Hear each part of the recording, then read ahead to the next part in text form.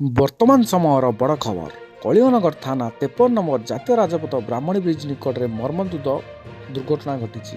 ଏ ଅଜଣା ଗାଡ଼ି ଧକ୍କାରେ ସ୍ୱାମୀ ସ୍ତ୍ରୀ ମୃତ୍ୟୁବରଣ କରିଥିବା ବେଳେ ଆହତ ଅବସ୍ଥାରେ 6 ମାସର ଶିଶୁପୁତ୍ର ଉଦ୍ଧାର। ଶିଶୁକୁ ଚିକିତ୍ସା ପାଇଁ ଟାଟା ମେଡିକାଲ ହସ୍ପିଟାଲରେ ଭର୍ତ୍ତି। ଘଟଣା ନେଇ ସ୍ଥାନୀୟ ଅଞ୍ଚଳରେ ଉତ୍ତେଜନା ପ୍ରକାଶ ପାଇଛି। କ୍ଷତିପୂରଣ ଓ କାର୍ଯ୍ୟାନୁଷ୍ଠାନ ଦାବିରେ ଦୁର୍ଘଟଣା ସ୍ଥଳରେ ରାସ୍ତାରେ ଶବକୁ ରଖି ରାସ୍ତା ଅବରୋଧ କରିଛନ୍ତି ସ୍ଥାନୀୟ ଗ୍ରାମବାସୀ। ଟାୟାର ଜାଳି ଜାତୀୟ ରାଜପଥ ଅବରୋଧ କରିଛନ୍ତି। ରାସ୍ତାର ଉଭୟ ପାର୍ଶ୍ୱରେ ଶହ ଶହ ଭାରୀଯାନ ଅଟକି ଲମ୍ବା ଲାଇନ୍ ଦେଖିବାକୁ ମିଳିଛି।